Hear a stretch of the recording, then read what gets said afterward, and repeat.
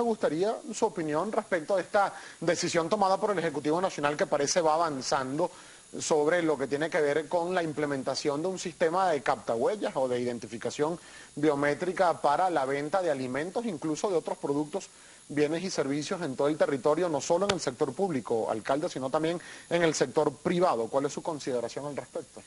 Bueno, en la primera, al rompe, cuando anunciaron este sistema biométrico que ahora se denominará captahuellas por sugerencia de Jorge Rodríguez, mi colega alcalde de Libertador, pues evidentemente le surgieron dos preguntas importantes. Una, ¿esa es la solución? ¿O la solución es producir, como había dicho Maduro un año atrás, cuando se quiso implementar los chips en el Zulia y en los estados fronterizos para controlar el consumo de alimentos? Y precisamente él desde allá declaró: eso es una locura, hay que producir y producir, lo decía muy enfáticamente. ¿Qué pasó? Que en un año no se ha producido. ¿Por qué no se ha producido? El modelo económico que se está implementando es el correcto. Los venezolanos encuentran los insumos o no los encontramos ninguno, los insumos que necesitamos para comer, los insumos que necesitamos para el aseo personal, los insumos que necesitas para el aseo de tu casa, de tu hogar, de tu familia, no se consiguen. ¿Y por qué no se consiguen? Y lo poco que se consigue, entonces hay varias formas de contrabandear. Esa es la primera pregunta. Y la segunda pregunta que uno se hace es mucho más fuerte: ¿de quién será el negocio? ¿De quién será el negocio? Porque si yo le he preguntado a dueños de restaurantes, de abastos, de carnicerías, de cadenas de automercados que hacen vida en el municipio de Baruta, pero hacen vida muchas de esas cadenas en todo el país. Y les pregunto, ¿quién va a pagar el captahuellas? ¿El gobierno se los va a poner? No, nosotros tenemos que pagar tantos como cajas tengamos. Es decir, aquí hay... Y uno hace presumir por las cosas que han pasado en el país en los últimos tiempos y tanta gente enriquecida de la noche a la mañana con un negocio, que se han disfrazado pues de izquierda, de gente que quería trabajar por el pueblo, y los ves hoy en día con unos niveles de riqueza impresionantes y además luciendo esas riquezas. Pero hay un problema, alcalde, de contrabando, ¿o no hay? Sí hay un problema de contrabando por un modelo económico complicado, pero el contrabando no solamente está hacia la frontera. Yo le explicaba, el ministro Rodríguez Torres tuvo una visita de cortesía para inspeccionar la emergencia Baruta el sábado pasado, el sábado en la tarde. Y yo le explicaba este caso que está sucediendo en casi todas las ciudades del país, los centros urbanos más poblados. Cuando usted ve que comienza una cola y todavía no ha llegado el producto, no ha llegado el camión, por ejemplo, con la harina de maíz, y yo le preguntaba al gerente, me paré y le pregunté a un gerente de un automercado, de una cadena de automercados, dígame usted, ¿qué es lo que va a llegar aquí?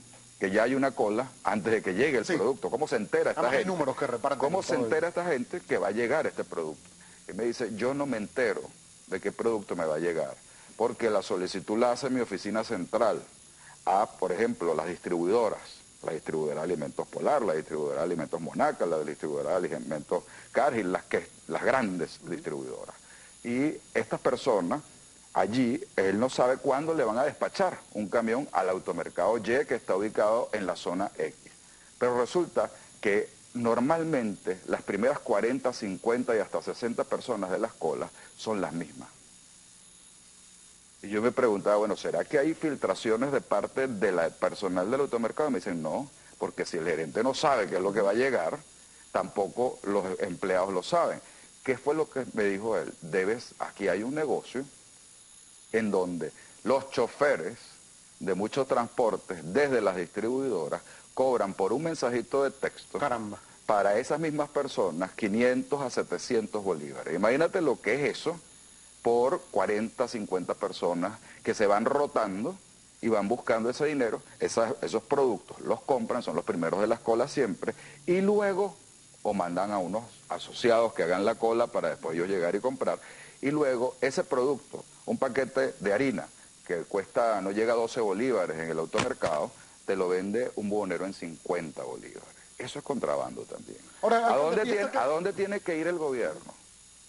A ver qué está pasando con esos choferes, qué está pasando con los militares que están custodiando las guías de salida también en cada una de las distribuidoras de alimentos. Y esa movilización que, por cierto, no creo que sean ni siquiera las todos los distribuidoras de alimentos, son choferes y son militares en cada uno de esos. Alcalde, pero ¿cuál sería la solución? Métale el ojo porque va a darse cuenta que ahí hay corrupción. ¿Cuál sería la solución, alcalde? Porque, por ejemplo, ayer el superintendente de Costos y Precios, Andrés Eloy Méndez, decía que el captahuellas va, entre otras cosas, a funcionar para evitar las largas colas en los sitios de expendio de alimentos y de otros productos, sino que además va a prohibir o va a evitar las compras exorbitantes de algunos productos semanales. ¿Quién compra exorbitante hoy en día? Yo no conozco a ningún venezolano que haga compras exorbitantes. La verdad es que todo el mundo está comprando lo que consigue, cuando lo consigue, y esa restricción ya está. Si usted va a comprar, porque llegó a la farmacia unos desodorantes, le permiten comprar 2 desodorantes. Si usted va a comprar un paquete de harina, le permiten comprar 2 paquetes de harina por persona. Ya esa restricción existe. Yo no la veo. Ahora, ¿dónde se forma la verdadera cola? Porque están atacando la cola interna supuesta de las cajas. Bueno, hay cola a veces en las cajas porque llegó el producto y porque se forma, porque después de esos primeros 50, ya el que va pasando dice que están vendiendo aquí y se mete en la cola y va creciendo la cola. Pero la cola es afuera cuando llegan los productos. Eso lo elimina la captahuella. Además, lo denigrante que es para un venezolano que nunca estuvo de acuerdo y nunca estuvo acostumbrado, además, a que le limiten qué producto comprar, qué marca de producto comprar. Si a ti te gusta una marca y a mí me gusta otra de desodorante, porque tú no puedes escoger la tuya y yo la mía. Que tengas opciones. De eso no se trata la libertad. Ahora, el problema no es pues restringir al consumidor. Hay que producir. Y hay guerra económica. Hay que producir. Yo no la veo. Yo lo que veo es empresarios tratando de producir sin insumos. Y te lo digo, por ejemplo, los laboratorios que funcionan en el municipio de Baruta, que producen medicinas importantísimas para el país. Bueno, hay un laboratorio que salió en el Canal 8, que yo conozco el laboratorio, y llega un ministro y hace una inspección para demostrar que están produciendo. Y entonces la cadena de producción iban saliendo y saliendo y saliendo unos potecitos. ¿Sabes lo que era? Beducen, que eso es una cremita para untarse en la piel. Y ese laboratorio es uno de los más importantes productores en Venezuela de antibióticos. No está produciendo antibióticos porque no tiene los insumos para producir antibióticos. Antibióticos que tú compras cuando te los receta un médico para tu casa, para la cura personal, pero también antibióticos clínicos, hospitalarios. En todas las clínicas y hospitales del país se usan este tipo de antibióticos. Y además son de excelente calidad, porque siempre ha sido un laboratorio que tiene pues 70 años en el país. Te lo digo por empresas o industrias que conozco que están en Baruta. Alcalde, nosotros tenemos que hacer una rápida pausa, pero para el regreso me gustaría también su opinión, porque respecto a toda esta situación económica que se está viviendo en el país, el presidente Nicolás Maduro ya venció el plazo el pasado 15 de agosto para hacer lo que él mismo denominó como un sacudón a lo interno del gobierno nacional. Se habla de la posible sustitución de algunos ministros. El gabinete económico fue uno de los primeros en ser analizado y revisado por el presidente. Al regreso me gustaría, por favor, sus consideraciones al respecto. En pocos segundos venimos con más de Primera Página. El alcalde Gerardo Blay presente con nosotros.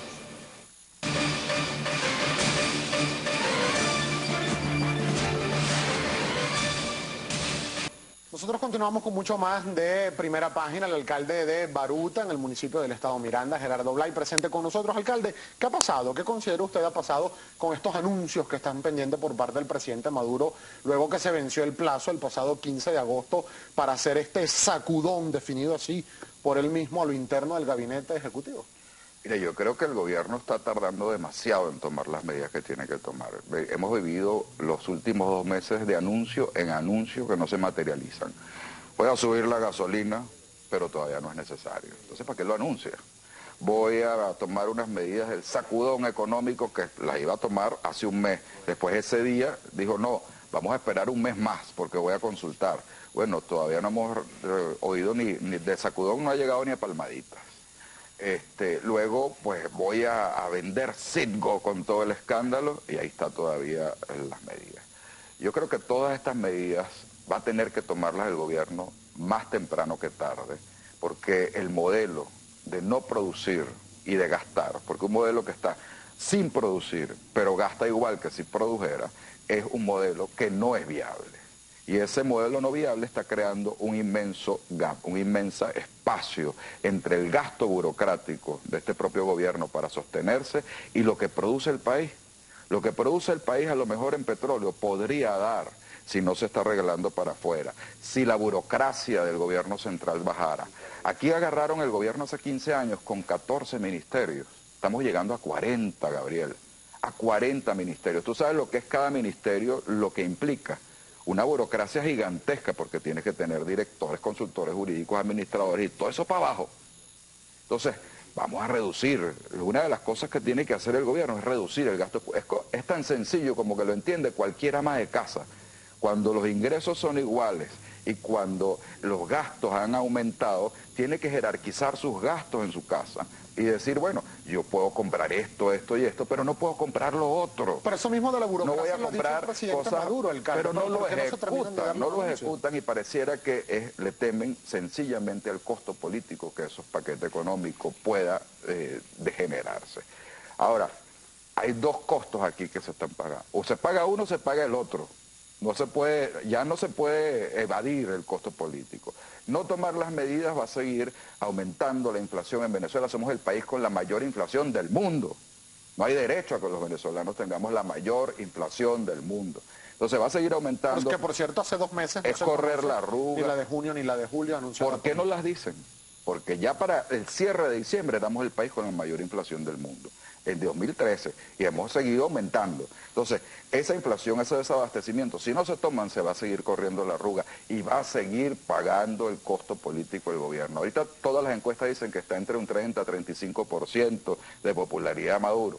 Bueno, ahí tiene un piso. ¿Resistirá ese piso? Nadie lo sabe, pero ahí tiene un piso. Ahora, no la toma, pasa eso. Si las toma, también tiene un costo político que pagar. Ahora, no hacerlo es quedarnos así como el gobierno está jugando a la aire paralizada, me parece a mí. Anuncia cosas, no las termina de tomar y es peor. Los ministros ponen el cargo a la orden. Oye, ¿en qué país se pide a los ministros pongan el cargo a la orden y a las pocas horas no hay la reorganización y se reanuncia la reorganización del gabinete ejecutivo? No se mantiene por días y días y días, una cosa en la cual tú puedes hablar con un ministro, por ejemplo, yo estoy hablando en materia de seguridad con el ministro de Interior y Justicia, porque me toca, porque ese es mi trabajo como alcalde. Ahora, los acuerdos que yo pueda llegar con el ministro se van a poder materializar, o cada uno de los alcaldes o gobernadores del país que tenemos materia de seguridad en nuestras manos, van a poderse materializar mañana o pasado, no sabemos si lo van a cambiar o no, y el que venga va a respetar esos acuerdos y esas coordinaciones que estamos implementando. Alcalde, Entonces, usted dijo que... Si eso es en seguridad, imagínense en todos los temas económicos, para el sector privado, para el sector productivo, para el sector agroalimentario, para los productores del campo.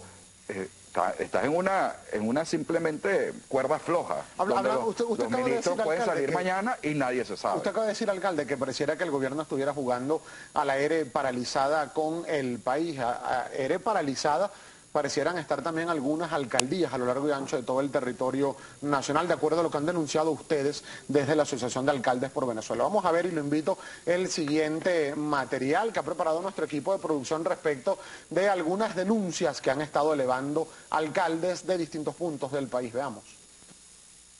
El pasado jueves 18 de agosto, en sesión ordinaria de la Asamblea Nacional, se autorizó un crédito adicional por 2.830.998.515 bolívares para el aumento de 30% sobre el salario mínimo a trabajadores de la Administración Pública de Gobernaciones y Alcaldías. También fueron aprobados un crédito adicional al presupuesto de gastos vigentes del Consejo Federal del Gobierno por 1.000 millones de bolívares que serán destinados a la ejecución de proyectos especiales en estados y municipios. Por su parte, el lunes 18 de agosto, miembros de la Junta Directiva de la Asociación de Alcaldes por Venezuela se pronunciaron sobre la crítica situación presupuestaria de todas las alcaldías del país. El alcalde del municipio Sucre, Carlos Ocariz, señaló que las 335 alcaldías de Venezuela se mantienen en déficit presupuestario, situación preocupante en los ayuntamientos debido a que los gastos generados son superiores a los ingresos.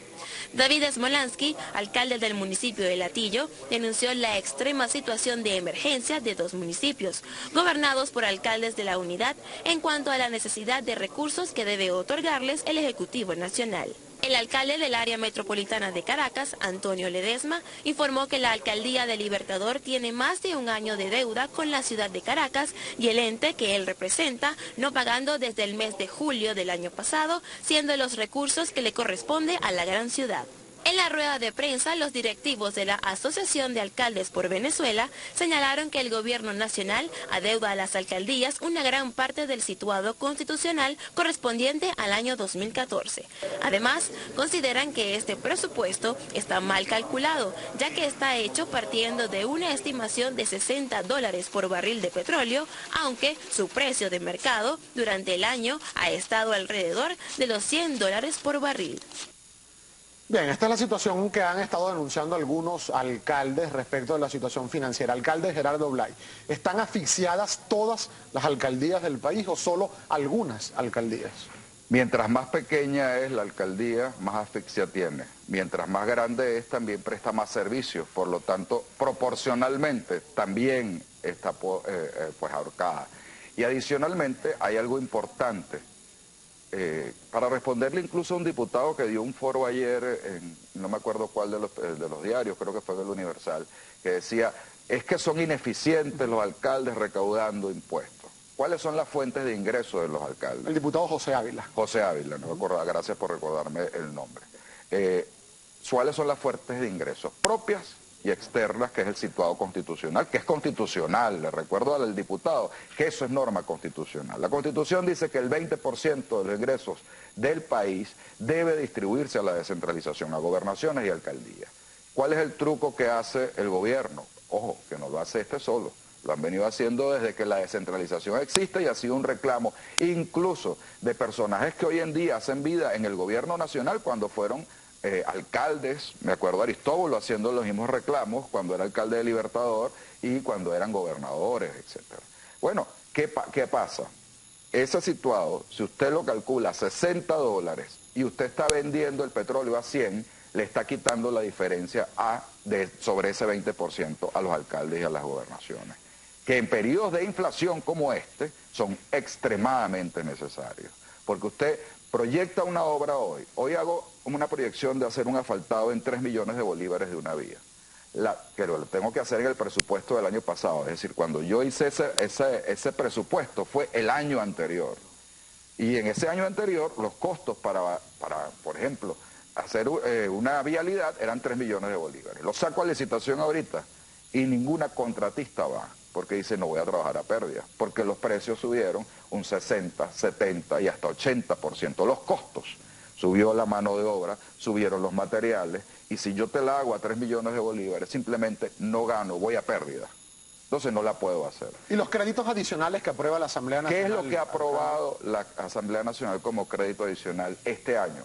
Un crédito adicional para el aumento salarial, y lo decías tú, Micro, para el aumento salarial decretado por el presidente el 1 de mayo, y decretó ese crédito adicional la mitad del monto correspondiente. Dicen que en noviembre van a dar otro. Yo oigo hablar a Maduro diciendo, no, en noviembre vamos a estudiar para volver a aumentar los salarios, pero si no has terminado de pagar, acabas de apenas decretar y ese dinero ni siquiera todavía ha ingresado en las alcaldías ni en las gobernaciones. Apenas lo acaba de aprobar la Asamblea Nacional. Y ese 30%, y no es que nos opongamos, porque muy populistamente dice el diputado que es que los alcaldes se ponen a los aumentos. No, quiero decirle que en alcaldías como la nuestra, no solamente aumentamos el salario mínimo, sino toda la escala salarial. Pero hay otros alcaldes, incluyendo de su partido, que no tienen recursos ni para pagar ese 30% de aumento, ni para pagar todo el empuje. Y Maduro viene de sindicatos y sabe que cuando usted aumenta el salario mínimo hay un empuje hacia arriba en toda la escala salarial, porque si no se van solapando los salarios. ¿Hay discrecionalidad, alcalde, para la asignación de los recursos vía créditos adicionales, vía fondos interterritoriales? Vete al estado Amazonas, porque en municipio Antunes, que está gobernado por una alcaldesa del partido del gobernador, le dieron 2 millones y algo para ese crédito del 30%, y a municipios, que es la capital, que es Puerto Ayacucho, que tiene el 50% de la población del estado o más, y en otras alcaldías que tienen muy poca población, les dieron hasta 8 millones, es decir, 2, 3 y 4 veces más de lo que le dieron a la capital, porque son del PSUV. Ahí hay discriminación. Ahí no hay una repartir igual de acuerdo a la proporción poblacional de cada municipio. Y la otra cosa que dice es que somos ineficientes para recaudar los impuestos. Yo quiero decirle que muchos alcaldes del PSUV, que nos hemos conseguido en algunos encuentros, me han dicho, mire, alcalde, yo vengo de sustituir a otro alcalde del PSUV, pregunte a los alcaldes de Barlovento. Y me dicen, yo vengo de sustituir a otro alcalde del PSUV que quebró la alcaldía.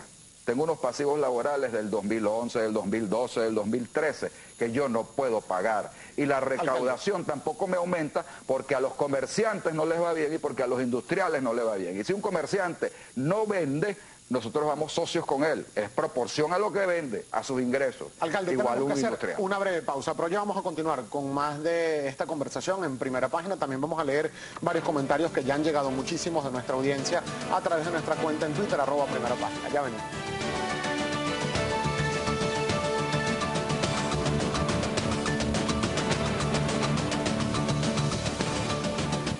Nosotros continuamos con mucho más de Primera Página. El alcalde de Baruta, Gerardo Blay, presente con nosotros. Alcalde, nosotros siempre privilegiamos en Primera Página la participación de nuestra audiencia, que nos escriben a través de nuestra cuenta en Twitter, @Primera Página. Vamos a leer rápidamente algunas de las preguntas o comentarios que le hacen llegar a usted. Betsa J dice, buen día, alcalde Blay. La entrada del cementerio del Este está muy desorganizada y sucia y deteriorada. ¿Qué piensa hacer con esto? La entrada del cementerio del Este a Baruta solo le corresponde hasta, vamos a quedar claros, hasta donde está la Coca de Carlos, es Baruta. ¿Saben? La famosa Coca de Carlos que tiene 50 años ahí, eso es Baruta. De la Coca de Carlos para abajo, ya no es Baruta. Todo lo que es el, ¿cómo se llama?, el viaducto, etcétera, que está invadido no desde esta gestión de Ocarí, está invadido desde la gestión anterior ¿cómo se llama?, de José Vicente. Allí no es Baruta. Y hemos incluso nosotros levantado en este momento porque ese viaducto está en peligro de caerse. Las bases están afectadas por todo lo que está sucediendo arriba de él y las aguas negras, etcétera. Y después comienza Latillo. Así que Baruta es un pedacito apenas de esa entrada. Lamentablemente vamos a tener que poner una raya gigante donde diga aquí llega Baruta para que la gente entienda las corresponsabilidades. Ahí hay un proyecto muy bello y un distribuidor que nosotros levantamos como alcaldía y se lo entregamos al ministro Ayman El Trudi en estas reuniones que hemos tenido con el gobierno, para que desarrolle un distribuidor allí, que el músculo ni de Latillo, ni de Baruta, ni de Sucre da para desarrollar. Ojalá que lo tome en serio porque ese es el único cementerio realmente activo que está ahorita, porque el cementerio general del sur tiene muy pocos sitios para que la gente pueda enterrar. Así que todos los caraqueños nos estamos enterrando ahí o en el de Guayas. Alcalde, @Gabo_Mata dice, alcalde Blay, ¿cuándo va a trabajar por el problema de la basura y algunas obras mal hechas en el municipio Baruta? ¿De quién serían estos negocios? Depende de cuáles son las obras, mándemelo a mi correo y con mucho gusto vamos a verlo. Y lo de la basura lo voy a explicar muy rápidamente porque Gabriel me ha pedido que sea muy concreto. La basura en Baruta la hemos tenido muy bien durante 4 años. Recordarán que levantamos el servicio y era eficiente. Usted no se acordaba ni cuándo pasaba el aseo ni los horarios. ¿Qué ha pasado? No hay camiones. Las 2 plantas ensambladoras que había en el país se fueron y no hemos podido comprar nuevos camiones. La mitad de nuestra flota está esperando repuestos, igual que si a usted se le daña su carro. Y nos ha hecho caer en estos últimos meses en una crisis. Pero vamos a salir de la crisis y ya estamos montados en buscar soluciones alternas. Y también le recordamos al gobierno nacional, desde diciembre le dijimos, viene la crisis de los repuestos. Se lo dijimos a Maduro en Miraflores. Y todavía no han tomado cartas en el asunto. Y le dijimos, déjenos importar directamente los camiones, porque no hay camiones en el país. A todos los alcaldes, a todos los gobernadores, incluso a los suyos, a sus alcaldes, necesitan traer ese equipamiento. Hemos dado listas de solicitudes, todos los alcaldes al Ministerio de Ambiente, y no nos han permitido. Nosotros tenemos incluso los recursos para comprar los camiones y no podemos acceder a ellos porque no hay en el mercado. @Benjamín Armas dice, sabemos que el desastre de la carretera de Baruta es responsabilidad de Hidrocapital, pero ¿sabe usted, alcalde, la fecha de la culminación de los trabajos? Prometieron la finalización de esos trabajos desde Piedra Azul hasta Monterrey en 30 días, ya van 60 días. Les pedimos a Hidrocapital que terminen con urgencia, en este momento van por enfrente de Piedra Azul, con urgencia esos trabajos, porque nosotros veníamos asfaltando desde la construcción de Baruta y más hacia abajo y después íbamos a subir hacia el Placer y paramos para que metieran esa tubería. Menos mal, porque si no hubiéramos perdido el asfaltado. pero que con urgencia, porque cuando vienen ahora las clases, ya comenzarán a partir del 15 de septiembre y otras en octubre, y necesitamos que eso ya esté pavimentado y funcionando, porque además comienza la Universidad Simón Bolívar y es una de las principales vías de acceso del país desde el occidente, desde los valles del Tuy. Gente, para evitar la cola de Tazón entra por Hoyo de la Puerta y baja por esa vía, así que necesitamos que Hidrocapital acelere. @José Castillo, a propósito del tema económico que hemos estado conversando, alcalde, dice, ¿sería que el gobierno anterior fue quien provocó la escasez con las expropiaciones? ¿Qué opina usted de esto, alcalde? Es una continuación. Yo leí una encuesta de Data Análisis que decía que hoy en día la mayoría del país rechaza las expropiaciones porque no fueron productivas. Y muchas empresas que fueron nacionalizadas o expropiadas simplemente dejaron de producir o producen lo mínimo. Y eso no es lógico, porque los trabajadores al final terminan en una empresa quebrada, donde no se les paga sus prestaciones, su salario, y tienen que salir a la economía informal afuera sin un trabajo seguro para poder progresar. Alcalde, nos quedan 30 segundos para despedirlo y no lo quiero hacer sin antes conocer su opinión respecto de lo que va a ser mañana esta nueva encerrona, por así denominarla, de la Mesa de la Unidad Democrática, la situación interna, qué va a pasar con la sustitución de la figura de Ramón Guillermo Aveledo, y quienes hablan de una posible división ya definitiva de la Mesa de la Unidad Democrática. Yo espero que esa división no se dé, Gabriel. Yo espero que mañana salgamos con humo blanco respecto a la estructura o la nueva estructura que va a tener la Mesa de la Unidad Democrática, porque además es muy necesaria. De un lado del país está viendo un gobierno que no opera, que no toma las medidas, que la economía lo está aplastando como ciudadano, y del otro lado que tenemos una oposición peleándose entre ellas, dando signos de que no se constituye unitaria para ser alternativa de poder cierta, de futuro, de progreso, de esperanza. Un país sin esperanza, que no tiene un polo de referencia ni en el gobierno ni en la oposición, está creciendo. Ese es el objetivo que tendría que tener la oposición, que tendríamos que tener todos los dirigentes de oposición en este momento. Y ese objetivo no lo estamos logrando mientras sigamos en esta peleadera. Ojalá que mañana salga humo blanco, repito, y que los venezolanos podamos contar de nuevo con una unidad fortalecida, crecida, y que sea una alternativa de poder creíble para todos los venezolanos. Alcalde, muchísimas gracias, Gabriel. Por estar con nosotros, el alcalde del municipio Baruta, del estado Miranda, Gerardo.